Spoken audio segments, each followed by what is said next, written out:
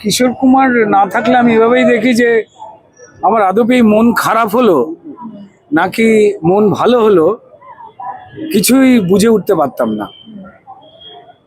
আমাদের আড্ডায়, আমাদের প্রেমে, আমাদের বিরহে, আমাদের একা থাকায় সবার জন্য যে গলাটা খোলতাই হয়ে অন্য যে কোনো সাধারণের গলায় ঢুকে পড়তো, সেই গলাটা কিশোর কুমার। শুধুমাত্র সিনেমা নয়, তিনি যখন রবীন্দ্রসঙ্গীতও গেয়ে উঠেছেন তখন মনে হচ্ছে যে এত সহজ বিচরণে রবীন্দ্রসঙ্গীত তাহলে সব মানুষ গাইতে পারেন। তো এক অনন্য কিংবদন্তি এক গায়ক, কোথাও একটা বাঙালি বলতে আমরা যখন গর্ববোধ করি, তো তখনই এই কিশোর কুমার গাঙ্গুলি, আবেশ কুমার গাঙ্গুলি, এইসব কথাগুলো যখন আসে, যখন কিশোর কুমার, অনুপ কুমার, অশোক কুমার, এগুলো আস্তে আস্তে নামগুলো আসে, শুধু নস্টালজিয়া নয়, আমার মনে হয় যে লাগামহীন একটা আধুনিকতা যা প্রাণোচ্ছলভাবে বাঁচতে শেখায়, তার একটা বড় ধ্বজা নিয়ে বেড়াতে নেই মানুষটা। আর অভিনেতা হিসেবে আমি কি বলবো আর কি, মানে এত সহজ কোনো অভিনেতা হতে পারেন, এত সাবলীল হতে পারেন, একটা কালারফুল মানুষ। কার সঙ্গে দেখা করবেন না, কখন তার শরীর খারাপ হয়ে যাবে, লোক এসছে বলে পছন্দ হচ্ছে না, অন্য জানলা দিয়ে পালিয়ে যাচ্ছে, তো এটা পাওয়া যায় না। মানে ওনার ছেলে অমিত কুমারের কাছ থেকে বেশ কিছু গল্প আমাদের শুনবার সুযোগ হয়েছে। তো এটাই বলবো যে যিনি আজও কিশোর, যে কিশোর বেলা আমাদের শেষ হয় না, সেই মানুষটার সঙ্গে সময় কাটানো নাইস এক্সপিরিয়েন্স। এবং সেটা আজকে আমাদের রবীন্দ্র সদনে বহু গুণী শিল্পীরা আসছেন, তারা গাইবেন। আমরা যারা কিশোরের ভক্ত, কিশোর কুমারের তো বয়স বাড়ে না, তিনি চলে গেলেও চলে যান না। তেমন একটা পরিবেশে আসতে পারা মানে নিজেকে আবার ওই কিশোর সময় ফেরত নিয়ে যাওয়ার মতো। রীতিদি কিশোর কুমার সন্ধ্যা বলা যায়, এবং সেই মানুষটা একই রকম রেলিভেন্ট আজকের দিনে। কি বলবে এটা নিয়ে, মানে একই ভাবে সব জেনারেশনের মানুষকে শ্রোতাদের ভালোবাসাচ্ছেন? আমি শুধু একটা কথাই বলবো, সবার হয়তো ভালো নাও লাগতে পারে, যে যিনি সত্যিকারের যে বিষয়টা করেন এবং সেটাই যদি তিনি একদম শেষে নিজেকে নিয়ে যেতে পারেন, তাহলে মৃত্যুর এত বছর পরেও প্রতিটি মানুষের মনে তিনি বেঁচে থাকেন। সেটা কিশোর কুমার, সেটা মোহাম্মদ রফি, দেবব্রত বিশ্বাস, হেমন্ত মুখোপাধ্যায়, শিল্পীদের আমার মনে হয় সেই এক্সেলেন্সে নিজেদের নিয়ে যাওয়াটা দরকার, শুধু পরস্পরের পিঠ চাপড়ানি আর খেই না করে। আজকের দিন কেন আপনার প্রত্যেকটা দিনই বলে ভীষণ মনে সবসময়, তবু আজকের দিন আপনি বলছিলেন যেভাবে ছুটতে হয় চারিদিকে, এটা এই বয়সে এসে কেমন লাগে উদযাপন করা? বয়সটা কোনো ফ্যাক্টর না, মানুষটা কিশোর কুমার। তার জন্য আমার যদি 100 বছর বয়স যদি ভগবান আমাকে বাঁচিয়ে রাখেন, 100 বছর বয়সেও যদি আমাকে 10 জায়গায় দৌড়তে হয়, হুইল চেয়ারে করে বসে হলেও যাবো 10 জায়গায়। মানুষটা কিশোর কুমার, তার জন্য আমার সবকিছু করতে হবে। এতটা ভালোবাসা কিভাবে, মানে এরকম কি ভালোবাসতে পারেন কাউকে? এটা ভালোবাসার জিনিসটা তো একটা অনুভূতির জায়গা। ছোটবেলা থেকে গান শুনে বড় হয়েছি ওনার, মনে মনে গুরুদেব ভেবে নিয়েছি, ওনার সঙ্গে সাক্ষাৎ করেছি, আলাপ পরিচয় হয়েছে, মেলামেশা করেছি, একসঙ্গে চা খেয়েছি, অনেক গল্প করেছি, অনেক টিপস পেয়েছি। ন্যাচারালি আস্তে আস্তে ভালোবাসাটা আরও বেড়ে গেল মনের মধ্যে।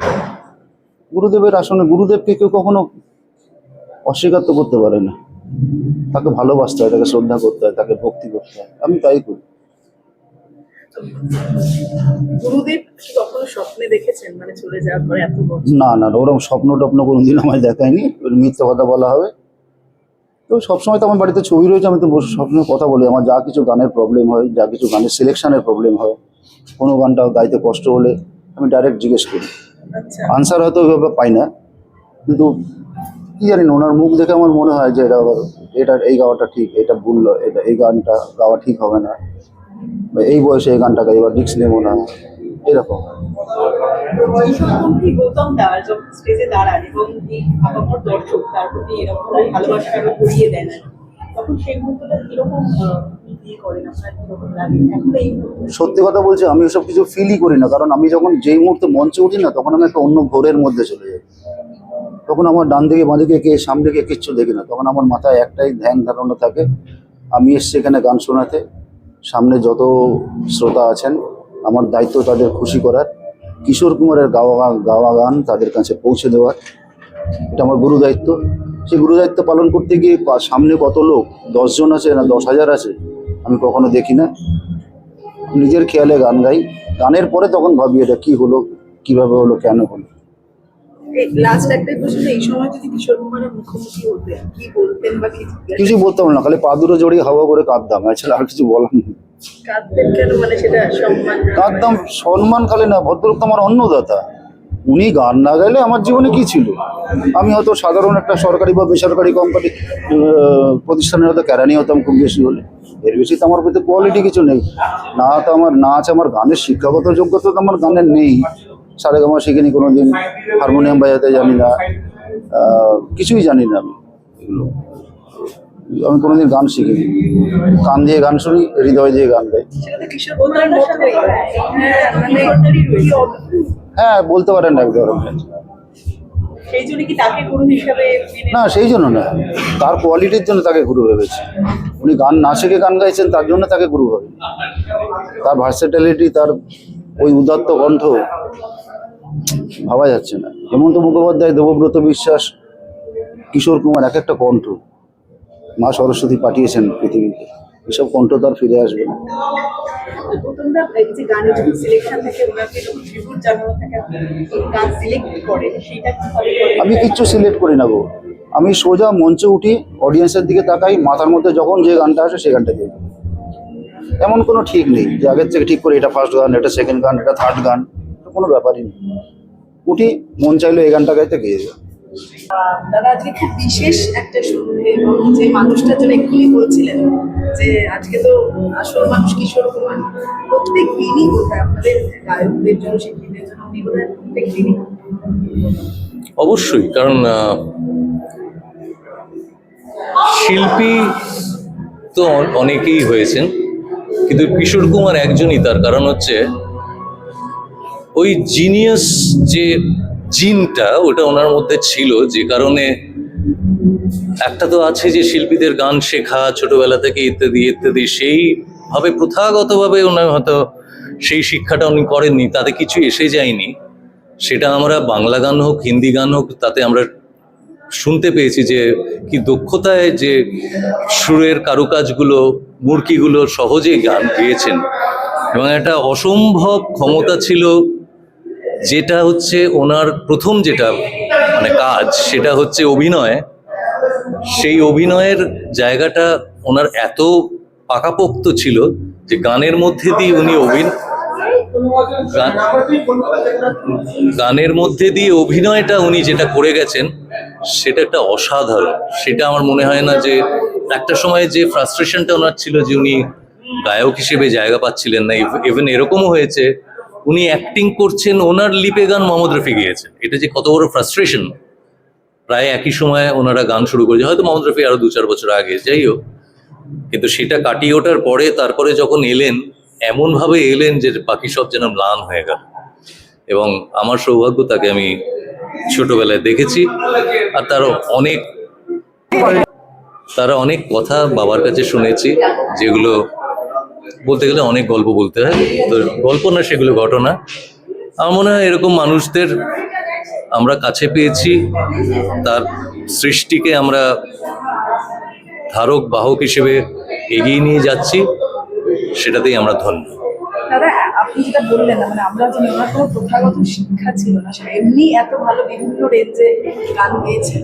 এখন তো নানান ধরনের মাধ্যমে ভাবে গান শেখা যায়, নানান কম্পিটিশন, তারপরও এই ধরনের শিল্পী তৈরি হচ্ছে কি মনে হয় আপনার? মানে ওই ধরনের আমি বলছি না, কিন্তু ওই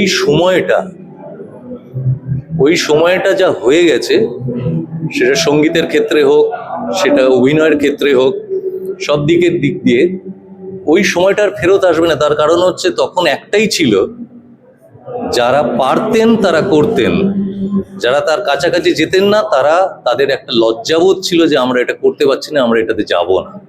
এখন সবাই ভাবছে আমরাও কি পারি না, নিশ্চয়ই পারি। যার জন্য মানটা অসাধারণ একটা জায়গা ছিল, সেখান থেকে অত্যন্ত সাধারণ মানে নেমে গেছে। নমস্কার, নমস্কারম, সত শ্রী আকাল, সালাম আলাইকুম সবাইকে। There's never been another voice. There will never be another voice.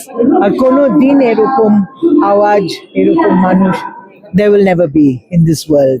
Kishore Kumar. We all are there, very small people, to give a tribute to the giant of a man.